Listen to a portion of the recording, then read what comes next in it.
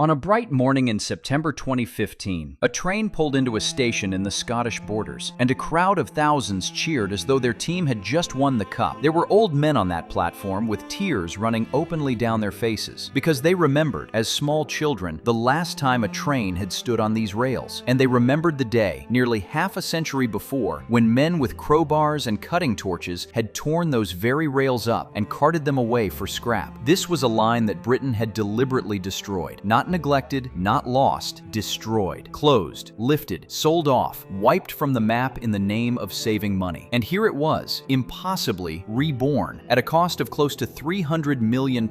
Welcome to the strangest, most expensive irony in the entire history of British transport. The story of how this country spent a fortune tearing up its own railways in the 1960s, and is now spending a far, far greater fortune, painstakingly, apologetically, putting them back. We threw the inheritance in a skip, and now, mile by mile, at full price, we are buying it back. To understand the irony, you first have to remember the crime, and you have to remember the sheer, staggering scale of it. In the 1960s, under the Beeching Axe, Britain closed more than 5,000 miles of railway and shut over 2,000 stations, a third of the entire national network gone in a single decade. But the number is so large, it slides straight past the ear. So let me make it real. Picture a single railway line running the length of Britain, from the south coast all the way to the far north of Scotland, and then back again, and then most of the way back a third time. That is how much track was lifted and scrapped. 2,500 stations, each one the beating heart of a community, each with its name board and its clock and its station master who knew every regular by name, all of it boxed up and sold. It was not a trim, it was not a pruning, it was an amputation on a scale that no other country in the developed world inflicted upon itself. Nations that had been bombed flat in the war, Germany, France, Japan, kept more of their railways than Britain, untouched and victorious, chose to keep of its own. We did this to ourselves, in peacetime, with a clear head, a sharp pencil, and the full confidence that we were being sensible and modern. That is the part that still, 60 years on, is almost impossible to believe. It was not destroyed by an enemy, it was signed away by our own hand. And to feel the size of the loss, you have to picture, just for a moment, what that network actually was before we took the axe to it. It meant that almost every town in Britain, however small, however remote, was joined to every other. A woman in a Cornish fishing village could board a little train at a halt barely bigger than a garden shed, change once or twice at a junction, and be in London by nightfall. All on a single ticket, all on one seamless web of iron. A boy in a Yorkshire dale could get to the grammar school in the next valley. A farmer in mid-Wales could send his produce to a city market and have it there fresh by morning. The whole country was stitched together, quietly, invisibly, by rails. A machine so complete and so reliable that people simply stopped noticing it was there at all. That was the thing we broke. Not just a set of loss-making branch lines on an accountant's page, but the connectedness of a whole nation. The quiet, taken-for-granted certainty that no matter how far out you lived, you were still joined to everywhere else. When they lifted the rails, they did not just remove the trains. They cut those threads, one by one, and let 100 communities drift slowly out to sea. And here is the detail that turns a sad story into an infuriating one. The decision that we are still, right now, paying for. They did not simply stop the trains. They made the closures permanent, on purpose, so that no future generation could ever change its mind. The track was ripped up and sold for scrap metal. The bridges were dynamited. The embankments were flattened. And, most fatefully of all, the land itself, the precious, dead-straight, dead-level corridor that the Victorians had assembled at such enormous cost, was sold off, piece by piece, parcel by parcel, into 1,000 separate hands. At the time, it felt like good, tidy housekeeping. Why on earth pay to maintain a closed and useless line? Sell the land, bank the cash, and move on. So the track beds became roads and car parks and back gardens and supermarkets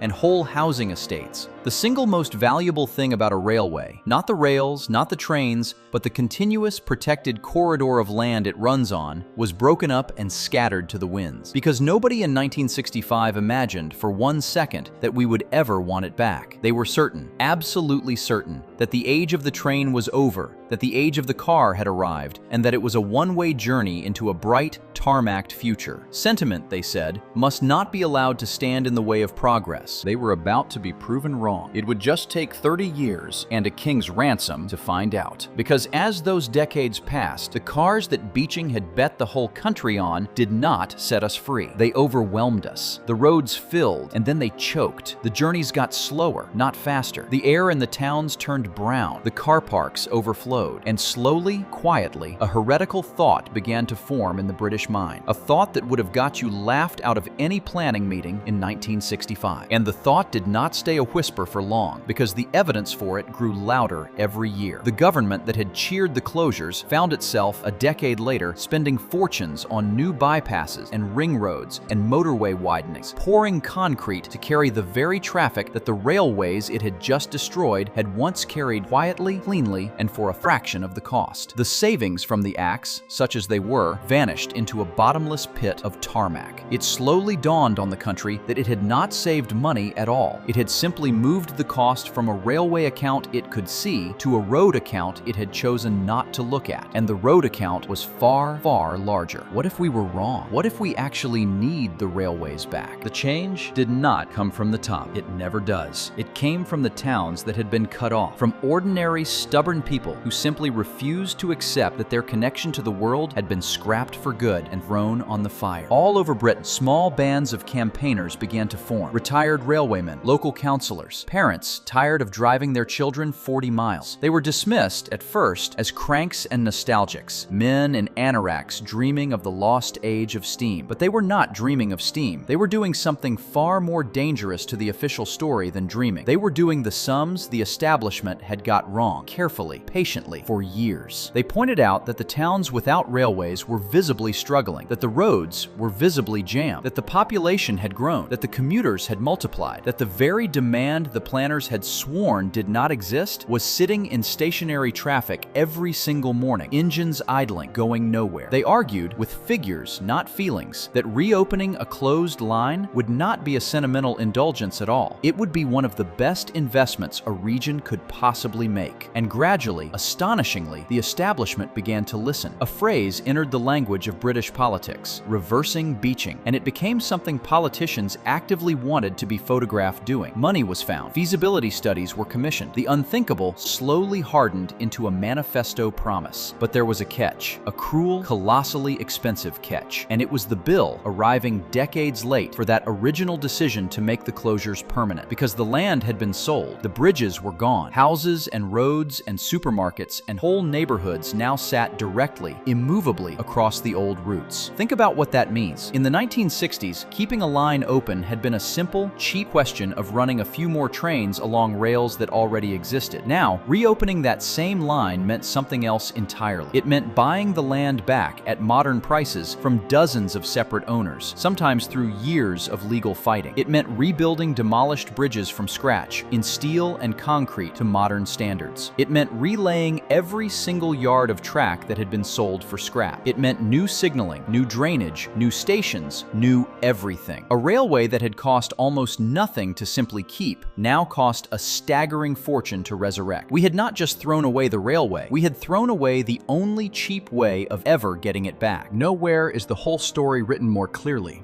than in the Scottish borders. In 1969, Britain closed the Waverley Route, 98 miles of beautiful main line linking Edinburgh to Carlisle, straight through the heart of the borders. It was one of the very last of the great closures, and one of the most bitterly, furiously opposed. When it finally shut, the town of Hawick, a proud mill town of many thousands, became one of the furthest places from a railway station in the whole of Great Britain. An entire region of Scotland was, in a single stroke, cut adrift from the network, and the borders paid year after year after year in a slow, grinding drain of life and opportunity. The young people left for the cities and did not come back. Businesses found it harder and harder to justify being there. The region that had once been a comfortable day return from the capital was now a long, slow, winding haul over the hills by road. For decades, the people of the borders campaigned to get even a fragment of their railway back. And for decades, they were told the same thing again and again, that it could not be justified, that the demand simply would not be there. The very same argument, almost word for word, that had been used to kill the line in the first place. And it was not a quick or an easy fight. It took the better part of 30 years. It took local councils and volunteer groups and ordinary residents who gave up their evenings year after year to draw up the reports, to lobby the politicians, to keep the idea alive through every rejection and every quiet burial. Children who were born after the line closed grew up, joined the campaign, and had children of their own before a single new rail was laid. An entire generation of borderers spent their lives insisting, against all the official wisdom, that their corner of Scotland deserved to be joined to the rest of the country again. Some of the people who started that campaign, back in the cold years after 1969, did not live to see it won. They fought for a train they would never ride so that their grandchildren could. But this time, after nearly half a century, they won. In the 2010s, the northern third of the old Waverley Route, some 30 miles from Edinburgh down to Tweedbank near Melrose, was rebuilt. Engineers relaid the track along the original Victorian alignment. They rebuilt the bridges. They raised brand new stations on the exact spots where 50 years before the lamps had been put out and the doors locked for the last time. And the bill came to close to £300 million. £300 million to rebuild a fraction of a line that in the 1960s the government had spent good money to destroy. And then came the vindication, the quiet, total rebuke to every accountant who had ever written this line off. When the Borders Railway opened in 2015, the experts had produced their forecasts, cautious, sensible, hedged numbers for how many passengers might, in time, use it. The line blew straight through them. Within its very first year, it was carrying far more people than anyone had dared to predict for years down the line, and it kept on exceeding every expectation year after year. Read that again, slowly, because it is the whole story in miniature. The demand that the planners had sworn did not exist, the exact demand they had used twice to justify killing the line, turned out to be enormous. It had been there the entire time, waiting for 50 years. The people of the Borders had been right all along. They had simply been outvoted half a century earlier by a balance sheet. And yet, even here, in this triumph, the ache remains, because the trains came back only as far as Tweedbank. Beyond that point, the line still stops. The wildest, loveliest miles, up over the high summits, through Whitrope Tunnel, across the great Shankend Viaduct, down through Newcastleton, and on to Carlisle, still lies silent. Hawick, the town that fought hardest of all, still waits. And to finish the job, to bring the trains the rest of the way home, will cost, of course, a great deal more, because we sold the land. And here is the thing. The Borders is not some strange one-off exception. It is the rule. All across Britain, the very same story has played out, town after town after town. Go down to Devon, to the little town of Okehampton, on the edge of Dartmoor. Okehampton lost its passenger trains to the Beeching cuts, and for half a century, getting there meant the road and the traffic and the long way round. For the students and the workers of a town on the moor's edge, that long way round quietly shaped and limited every single life lived there. To reach the city of Exeter, just a few miles off as the crow flies, became an ordeal of buses and waiting and wasted hours. A whole town held at arm's length from its own region for 50 years. Then, in 2021, the Dartmoor line reopened, one of the very first lines in the country brought back to full, regular service under a new government scheme created, in so many words, to reverse Beeching's cuts. And the story wrote itself, exactly as it always does. The forecasts were cautious. The reality blew them away. Within its first months, the line was carrying numbers it had not been expected to reach for years. Students who had been trapped could suddenly reach college. Workers could suddenly reach the city. And people who had grown up being told flatly that the train would never come back stood on the platform and watched it do precisely that. And here is the telling detail about Okehampton, the one that proves the whole argument. The Dartmoor line was reopened comparatively quickly and comparatively cheaply. Why? Because by sheer dumb luck, much of its trackbed had survived the decades intact. Nobody had built over it. That is the exception that proves the rule. Where we did not sell the land, bringing a railway back is merely difficult. Where we did sell it, as we did almost everywhere else, it becomes a fortune. And on it goes, right across the country. In the valleys of South Wales, the line to Ebbw Vale was brought back to carry commuters the old route had once served. In Scotland, the town of Alloa got its railway back after 4 decades, and the long-closed line between Airdrie and Bathgate was reopened to reconnect Glasgow and Edinburgh directly once more. In the English Midlands, the Robin Hood line returned trains to former mining towns that had lost them a generation before. And up in the northeast, a line closed to passengers for over half a century. The Northumberland Line, between the coast and Newcastle, was rebuilt and its stations reopened to carry people again, threading trains once more through towns that had watched their railway die when their grandparents were young. And yet the reversal is agonizingly slow, and it always will be, because we are unpicking one costly stitch at a time, a garment that was torn apart in a single decade. It took the men of the 1960s just 10 years to destroy 5,000 miles. It will take us, their descendants, a century or more, and a fortune beyond reckoning to put back even a fraction of it. That is the true exchange rate of the Beeching Axe. 10 years of destruction bought with 100 years of regret. And in case after case after case, the pattern is identical. It is so identical, it becomes almost unbearable to watch. A line is closed in the 1960s as hopeless and worthless. The town it served slowly withered. Decades pass. Then, after a long and exhausting fight by ordinary people, the line is rebuilt at vast and needless expense. And the very moment it opens, it fills with passengers, proving beyond any possible argument that the original closure had been a blunder all along. Governments noticed, of course they did. They launched funds with hundreds of millions of pounds attached, with the stated, explicit goal of restoring the railways Beeching had taken away. Dozens of towns dared once again to hope. Not all of them will get their wish. Some of the grand promises have quietly been scaled back since, the money trimmed, the schemes shelved when the budgets got tight. Reversing a historic mistake, it turns out, is a great deal easier to announce at a podium than it is to actually pay for. But behind the funding rounds and the canceled schemes, hold on to what a single reopening actually means to the place that gets one. Talk to the people who were there on those opening mornings, and you hear the same things again and again. A pensioner who can finally reach the hospital in the city without a 2-hour bus and a long, cold wait for the connection. A teenager who can take a college course that was simply physically out of reach the week before. A small employer who can suddenly hire from 3 towns away, because 3 towns away is now half an hour down the line instead of a whole morning by road. And the effect on a town does not stop at the station platform. Watch what happens to a place in the years after its railway returns. House prices near the new station rise, because suddenly people can live there and still reach the city for work. New businesses open, because staff can finally get to them. Young people who would once have left for good now stay, because they no longer have to choose between their hometown and a career. The college fills with students who could never have reached it before. The whole slow decline that followed the closure, the emptying, the shrinking, the forgetting, begins gently to run in reverse. A railway, it turns out, is not a cost that a town endures. It is an engine that a town runs on. Take the engine out and the town coasts slowly to a halt. Put it back and the town starts to move again. These are not abstractions on a transport economist's spreadsheet. They are the exact human goods that Beeching's method was structurally, permanently incapable of seeing. The school place reached, the job taken, the family visited, the loneliness broke, a town brought back to life. Every one of them was lost quietly when the line first closed, and every single one of them comes flooding back the day the trains return. That is why the crowds weep at these openings. They are not crying over a railway. They are crying over a piece of their own lives that they had been told firmly for 50 years they were never going to get back. Which is really the whole lesson of this entire sorry saga. It is so very much cheaper to keep a thing than to destroy it, and then, decades later, wish with all your heart that you hadn't. So why does it cost so much? Why does bringing one line back swallow hundreds of millions of pounds, when simply keeping it open all those years ago would have cost a small fraction of that? It is worth walking through the actual bill piece by piece, because the answer is the entire moral of the story. Start with the land. When the line was closed, the trackbed was sold to farmers, to developers, to councils, to anyone with the cash to buy it. So to rebuild, the railway must now buy every yard of it back at modern prices from every one of those separate owners, sometimes through years of grinding legal negotiation with people who have every legal right to simply say no. The continuous corridor that the Victorians assembled once for a song must be painstakingly reassembled, parcel by parcel, if, that is, it can be reassembled at all. Then there are the structures. The bridges that were so cheerfully dynamited in the 60s must now be designed all over again, from nothing, and built afresh in steel and concrete to modern engineering standards, each one a serious project in its own right. The embankments that were flattened must be rebuilt from the ground up. The deep cuttings that filled over 50 years with mud and trees and rubbish must be dug out all over again. And every single yard of the rail that was sold for scrap must now be bought new at today's steel prices and laid back down. And then, on top of all of that, come the demands of the modern world, demands the original Victorian builders never faced. A railway in 1900 was signaled by a man in a wooden box with a row of levers and a kettle. A railway today needs electronic signaling systems systems, automatic level crossing protection, fully accessible platforms, modern drainage, line-side fencing, environmental impact surveys, ecological mitigation, layer upon layer upon layer of necessary, unavoidable cost that the men who first built the line simply never had to think about. We are not, in truth, rebuilding the old railway at all. We are building a brand new one to 21st century standards along the faint green ghost of the old. Add every last piece of it together, and you arrive at the bitter, unarguable arithmetic of reversal. The thing we destroyed in order to save money now costs far more to rebuild than it would ever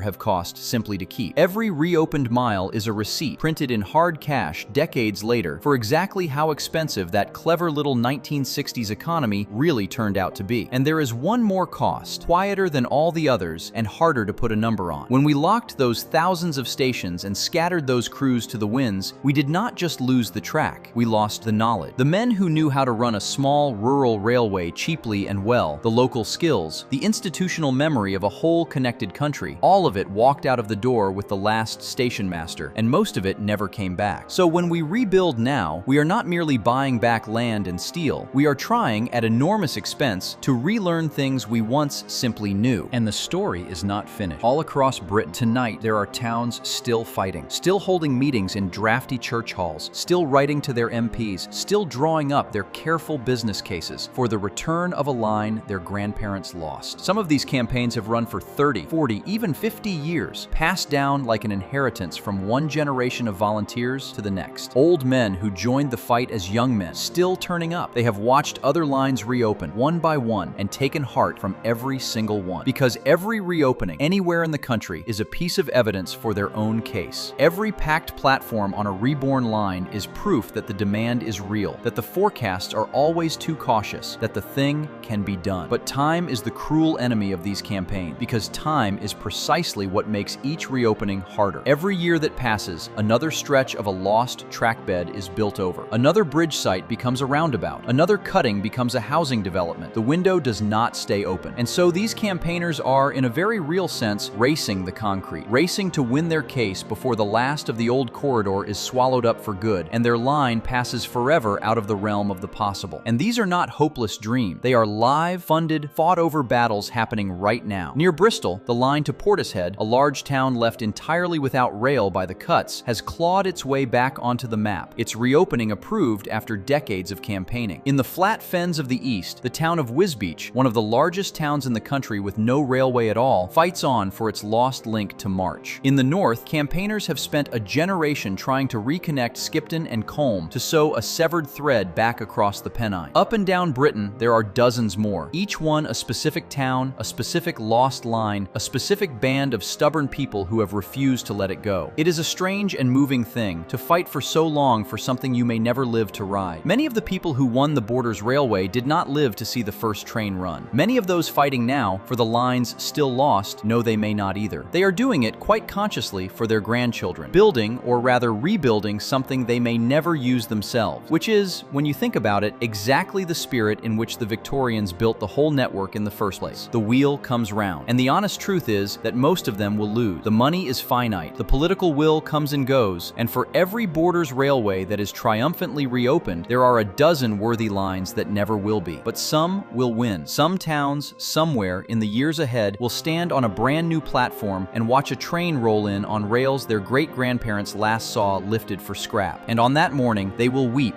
just as the Borders did, because they will understand exactly what has been given back to them. But for every line that comes back, we must be honest. Most of what we destroyed is gone for good. Because of that one fatal decision to sell the land and blow the bridges and make the ruin permanent, the great majority of those 5,000 lost miles can never realistically return. The corridors have been built over. Whole towns have grown across them. Motorways run down them. To rebuild those lines now, you would have to demolish the modern world that has risen in their place, and no one ever will. So they simply stand there, still. The embankments, the cuttings, the magnificent viaducts marching across empty valleys to no destination on earth. Monuments to an inheritance we were handed and chose to break. Every one of them was raised by hand, by men who believed completely that they were building something that would last forever. And in a strange way, they were right. The structures last. It is only the trains that we took away. There is something almost unbearably human in the whole of this story. A country in a great hurry, utterly certain that it knew the shape of the future, throwing away the enormous gift its grandparents had spent 100 years building. And then the children of that same country, older now and wiser and poorer for the hard lesson, quietly, sheepishly going back and buying it all again at full price, one expensive, painstaking mile at a time. And there is a warning in it too for us, not just a lament for them, because we are still, right now, making decisions about what to keep and what to throw away, guided by the same narrow arithmetic that gave us the axe. We still measure the things we can count and quietly ignore the things we cannot. The beaching cuts are not only a story about the past, they are a permanent, expensive reminder of what happens when a country lets the accountants decide alone what it is allowed to value, and forgets to ask the people who actually live there what a thing is worth to them. The people who fought to save these lines all those years ago were told they were foolish sentimentalists standing in the path of progress. They were not fools. They could simply see something that the men with the pencils could not, that a railway is never just a cost on a page. It is the proof that a place still matters. And we are spending hundreds of millions of pounds right now in this decade to relearn the one thing that a weeping crowd on a closing platform understood for free 60 years ago. Some lessons, it seems, a country can only ever learn by paying for them twice. This has been Forgotten Railways. Is there a lost line near you? One that deserves to come home? Tell us its name in the comments. We read every single one. And subscribe so that these lines are never forgotten twice.